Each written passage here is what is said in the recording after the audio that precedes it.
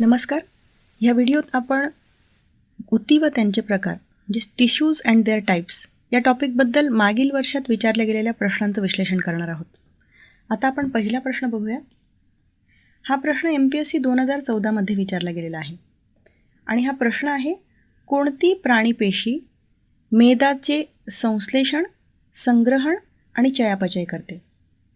संश्लेषण म्हणजे सिंथसिस, संग्रहण म्हणजे स्टोरेज आणि चयापचय म्हणजे मेटाबॉलिझम आणि मेद म्हणजे फॅट्स.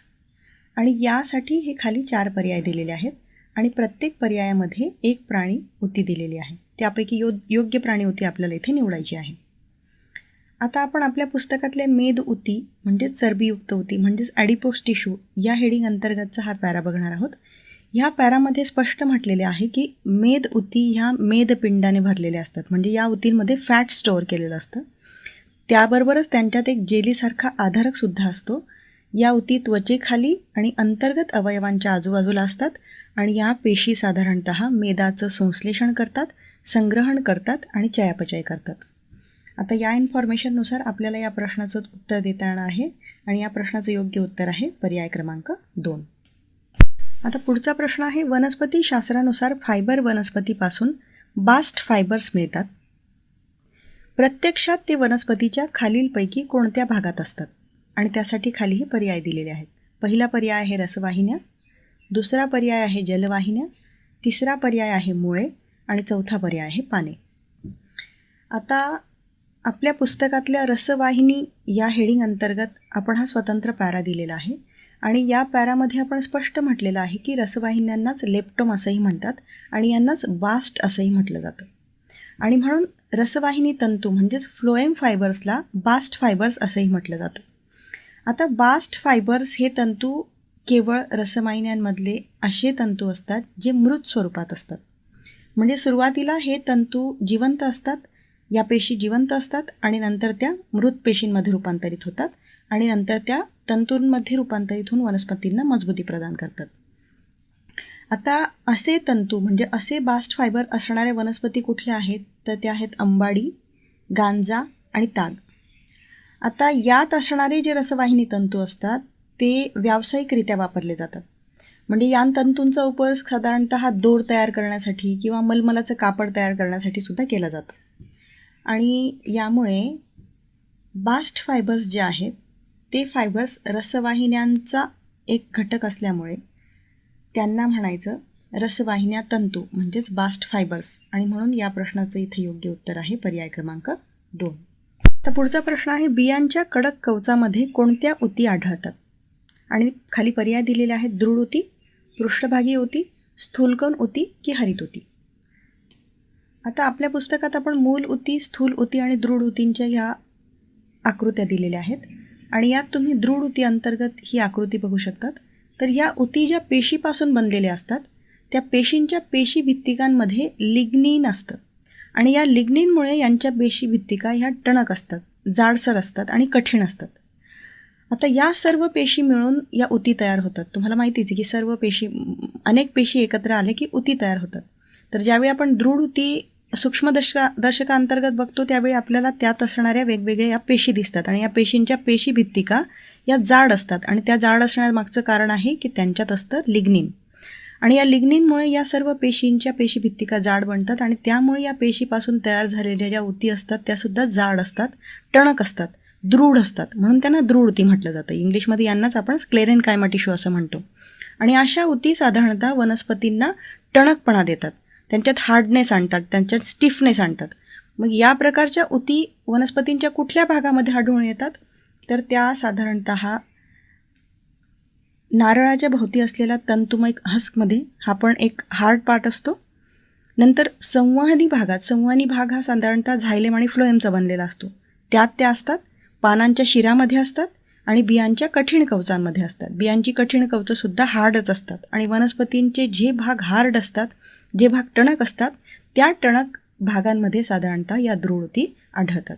आता आपल्या प्रकरणाच्या शेवटी आपण फरक स्पष्ट करा अशा या फॉर्ममध्ये हे चार्ट दिलेले आहेत आणि या चार्टमध्ये आपण स्थूल ऊती आणि दृढ ऊती या दोघांचं फरक जेव्हा बघतो त्या ठिकाणी सुद्धा आपण हे मेन्शन केलेलं आहे की या ऊती ज्या असतात त्या पानांच्या शिरा आणि बियांच्या कठीण कवचांमध्ये आढळतात. तर या इन्फॉर्मेशनवरून आपल्याला या प्रश्नाचं योग्य उत्तर देता येणार आहे आणि या प्रश्नाचं योग्य उत्तर आहे पर्याय क्रमांक 1 दृढ ऊती. आता आपण पुढच्या प्रश्नाकडे वळूयात. पुढचा प्रश्न आहे खालीलपैकी कोणता घटक रसवाहिन्यांमध्ये अंतर्भूत होत नाही, म्हणजे फ्लोएम अंतर्गत न येणारा घटक आपल्याला इथे बघायचा आहे तर शोधायचा आहे. आणि यात पर्याय दिलेले आहे कंपॅनियन पेशी, सीव ट्यूब, व्हेसल्स आणि सीव प्लेट्स. तर यासाठी तुम्हाला रसवाहिन्यांमध्ये कोणते घटक अंतर्भूत होतात हे माहिती असणं आवश्यक आहे. तर आपण आपल्या पुस्तकात रसवाहिन्या या हेडिंग अंतर्गत हा स्वतंत्र पॅरा दिलेला आहे आणि ही त्यासोबत फिगरही दिलेली आहे. आता रसवाहिन्यांमध्ये काय काय अंतर्भूत होतं, तर रसवाहिन्यांअंतर्गत येतात चाळण नलिका, त्यानंतर चाळण पट्ट्यांचाही यात समावेश होतो, त्यानंतर यात येतात सहयोगी पेशी, त्यानंतर येतात रसवाहिनी मूल ऊती आणि रसवाहिनी तंतू. आता साधारणतः या ज्या चाळण नलिका असतात त्यापूर्वी तुम्हाला हे माहिती असलं पाहिजे की रसवाहिन्यांद्वारे वनस्पतींना अन्नपदार्थ पुरवले जातात. जलवाहिन्यांद्वारे वनस्पतींना पाणी आणि खनिजांचं वहन केलं जातं आणि रसवाहिन्यांद्वारे अन्नपदार्थ वाहून नेले जातात आणि वनस्पतींच्या शरीरातल्या प्रत्येक भागाला ते पुरवले जातात. म्हणून या रसवाहिन्यांमध्ये या ज्या चाळण नलिका असतात त्या चाळण नलिकांमधून साधारणतः अन्न वाहून नेलं जातं आणि हे अन्न वाहून नेलं जात असताना या प्लेट्समध्ये या ज्या चाळण नलिका असतात या चाळण नलिकांमध्ये न्यूक्लियस नसतो. म्हणजे आपल्या शरीरात जसं हिमोग्लोबिन वाहून नेण्यासाठी RBCs असतात आणि जास्तीत जास्त हिमोग्लोबिन आणि ऑक्सिजन मार्फत ऑक्सिजन वाहून नेला जावा म्हणून आपल्या RBCsमध्ये केंद्रक नसतो आणि तेवढी जागा पुन्हा जास्त ऑक्सिजनसाठी उपलब्ध व्हावी म्हणून आपल्या RBCमध्ये केंद्रक नसतो. त्याप्रमाणे वनस्पतींमधल्या या चाळण नलिकांमध्ये सुद्धा जास्तीत जास्त अन्नपदार्थांचं वहन व्हावं म्हणून त्यांना केंद्रक नसतो. आणि या 2 चाळण नलिकांच्या मध्ये या सीव प्लेट्स असतात. या सीव प्लेट्समध्ये असे पोर्स असतात, छिद्र असतात छोटी छोटी, आणि या छिद्रांमार्फत एका चाळण नलिकेतून दुसऱ्या चाळण नलिकेमध्ये अन्नपदार्थांचं वहन केलं जातं. आता या चाळण नलिकांना केंद्रक नसल्यामुळे त्या चाळण नलिकांचं कार्य सुरळीत पार पडण्यासाठी त्यांच्या आजूबाजूला हे कंपॅनियन सेल्स असतात, या सहयोगी पेशी असतात. या सहयोगी पेशींमध्ये केंद्रक असतो आणि यांच्यात केंद्रक असल्यामुळे ते स्वतःसोबत या चाळण नलिकांचं सुद्धा कार्य सुरळीतपणे पार पाडतात. याचबरोबर असतात या रसवाहिनीमध्ये रसवाहिनी मूल ऊती. रसवाहिनी मूल ऊती ज्या असतात त्या विशिष्ट अन्नपदार्थांची साठवणूक करून ठेवतात आणि हे साठवलेले अन्नपदार्थ वेळोवेळी या चाळण नलिकांमार्फत वनस्पतींना हवी असतील तेव्हा पुरवली जातात. आता रसवाहिनी तंतू काय असतात मी हे यापूर्वीच तुम्हाला सांगितलेलं आहे. रसवाहिनी तंतूंनाच बास्ट फायबर्स असंही म्हणतात. या जिवंत पेशी नंतर मृत होतात आणि मृत होऊन त्या वनस्पतींना मजबूती प्रदान करतात. तर याप्रमाणे ह्या सर्व पेशींमधले विशिष्ट घटक आहेत ते जर तुम्हाला माहिती असतील तर तुम्हाला या प्रश्नाचं योग्य उत्तर देता येणार आहे. तर आताच आपण बघितलं की कंपॅनियन पेशी, सीव ट्यूब आणि सीव प्लेट ह्या रसवाहिन्यांचे घटक आहेत. व्हेसल्स मात्र जलवाहिन्यांचे घटक आहेत. तुम्ही जर आपल्या पुस्तकातली जलवाहिनी अंतर्गत असणारी ही आकृती बघितली, या हेडिंग अंतर्गतची ही आकृती बघितली तर तुम्हाला समजेल की झायलम व्हेसल्स ज्यांना आपण मराठीत वाहिन्या म्हणतो ते ॲक्च्युली जलवाहिनींचा पार्ट आहे, झायलेमचा पार्ट आहे. ते रसवाहिनींचा पार्ट नाही, रसवाहिनींचा घटक नाही. आणि म्हणून या प्रश्नाचं योग्य उत्तर आहे पर्याय क्रमांक 3. आता पुढचा प्रश्न आहे खालीलपैकी कोणास टर्पेनाइड समजले जाते. आणि खाली पर्याय दिलेले आहेत. फक्त मेन्थॉल, फक्त अजीवनसत्व, दोन्हीही नाही आणि दोन्हीही. तर आता आपल्याला या प्रश्नाचं योग्य उत्तर शोधायचं आहे. त्यापूर्वी आपल्याला माहिती असलं पाहिजे की वनस्पतींमध्ये त्यांच्या शरीरात वेगवेगळ्या पाथवेजमार्फत प्राथमिक आणि दुय्यम उत्पादितं तयार केली जातात आणि या उत्पादितांना मानवी आयुष्यात अनन्यसाधारण महत्त्व आहे. ही उत्पादितं वनस्पतींपासून मिळतात म्हणून ती नैसर्गिक उत्पादितं म्हणून ओळखली जातात. आणि अशी उत्पादितं साधारणतः वनस्पतींपासून भरपूर प्रमाणात तयार होतात. या उत्पादितांपैकी 60% म्हणजे सगळ्यात जास्त उत्पादितं जी असतात ती टर्पेनाइड असतात, टर्पेनाइड स्वरूपात असतात.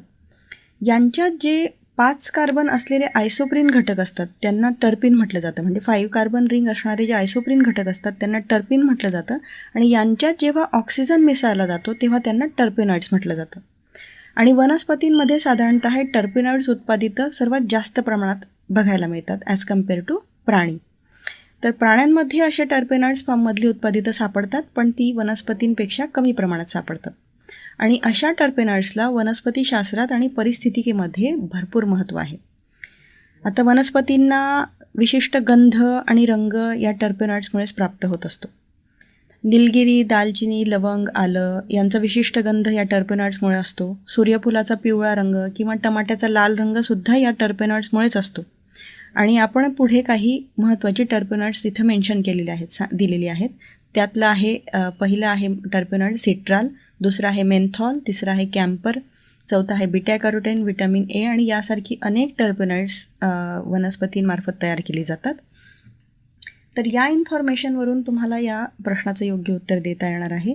तर मेन्थॉल आणि जीवनसत्व हे टर्पेनॉइडचाच एक प्रकार आहे. ते प्लांट मेटॅबोलाइट्स आहेत आणि ते भरपूर प्रमाणात वनस्पतींमध्ये तयार होत असतात. आणि पर्याय 1 आणि 2 हे दोघंही पर्याय योग्य असणारा पर्याय आहे पर्याय क्रमांक 3. म्हणून इथे पर्याय क्रमांक 3 हा योग्य पर्याय आहे असं आपण म्हणू शकतो. आता पुढचा प्रश्न आहे ब्लड इज ए, म्हणजे रक्त ही डॅश डॅश ऊती होय आणि त्यासाठी खालीही पर्याय दिलेले आहेत. Reproductive tissue, connective tissue, epithelial tissue आणि मस्क्युलर टिश्यू. आता आपल्या पुस्तकातल्या प्राणी ऊतीचे वर्गीकरण या चार्ट खाली आपण या प्राणी ऊतीचं हे विशिष्ट क्लासिफिकेशन दिलेलं आहे. आणि या क्लासिफिकेशन अंतर्गत आपण म्हटलेलं आहे की प्राणी ऊती ही अभिस्तर ऊती, संयोजी ऊती, स्नायू ऊती आणि चेता ऊती या 4 ऊतींमध्ये विभाजित झालेली असते. त्यातली संयोजी ऊती पुन्हा द्रवरूप संयोजी ऊती, सैल संयोजी ऊती, अस्थियुक्त संयोजी ऊती आणि घनरूप संयोजी ऊतींमध्ये विभाजित होते. यातली द्रवरूप संयोजी ऊती जी असते त्यामध्ये रक्त आणि लसिकांचा समावेश होतो, म्हणजेच ब्लड आणि लिम्फ्सचा समावेश होतो. आता या सर्व ऊतींना आपण नंतर संक्षिप्तपणे मांडलेलं आहे आणि त्यात आपण स्पष्टपणे म्हटलेलं आहे की रक्त आणि लसिका ह्या द्रवरूप संयोजी ऊती अंतर्गत येतात. यांनाच इंग्लिशमध्ये फ्लुइड कनेक्टिव्ह टिश्यूज असंही म्हटलं जातं. थोडक्यात त्या कनेक्टिव्ह टिश्यूचा प्रकार आहेत. आणि या इन्फॉर्मेशनवरून या प्रश्नाचं योग्य उत्तर आहे पर्याय क्रमांक 2 कनेक्टिव्ह टिश्यू. आता पुढचा प्रश्न आहे which one among the following animal tissues transports hormones and heat and maintains water balance. आणि खाली हे पर्याय दिलेले आहेत connective tissue, muscular tissue, blood and nervous tissue. थोडक्यात कुठली प्राणी ऊती ही शरीरात संप्रेरकांचं वहन करते आणि उष्णता आणि पाण्याचा समतोल राखते. आता आपल्या पुस्तकात आपण संयोजी ऊती या हेडिंग अंतर्गत हा स्वतंत्र पॅरा दिलेला आहे आणि त्यात द्रवरूप संयोजी ऊती अंतर्गत येणाऱ्या रक्त या हेडिंगखाली आपण स्पष्टपणे म्हटलं आहे की पोषक द्रव्य, संप्रेरक आणि उत्सर्जित पदार्थांचं रक्तामुळे वहन केलं जातं आणि याचबरोबर उष्णता आणि पाण्याचा समतोलसुद्धा राखला जातो. आणि या इन्फॉर्मेशनवरून या प्रश्नाचं योग्य उत्तर आहे पर्याय क्रमांक 3. आता पुढचा प्रश्न आहे in which one of the following types of connective tissue in animals does fat get stored. आणि त्यासाठी पर्याय दिलेले आहेत ॲडिपोसाइट्स, कॉन्ड्रोसाइट्स, ओस्टिओसाइट आणि रेटिक्युलोसाइट. आता आपल्या पुस्तकातल्या मेद ऊती या पॅरा अंतर्गत आपण म्हटलेलं आहे की मेद ऊती ह्या मेदपिंडाने भरलेल्या असतात. ह्या पेशी मेदाचं संश्लेषण करतात, संग्रहण करतात आणि चयापचय करतात. या ऊतींमध्ये स्निग्ध पदार्थ थोडक्यात मेद साठवून ठेवले जातात आणि वेळोवेळी त्यांच्यापासून शरीराला ऊर्जा पुरवली जाते. आणि ह्या ऊती उष्णतारोधनाचं कार्य करतात आणि यामुळे विसंवाहक म्हणजे इन्सुलेटर म्हणूनही बॉडीला मदत मिळते. आणि या इन्फॉर्मेशनवरून या प्रश्नाचं योग्य उत्तर आहे ॲडिपोसाइट्स म्हणजेच पर्याय क्रमांक 1 हा इथे योग्य पर्याय आहे.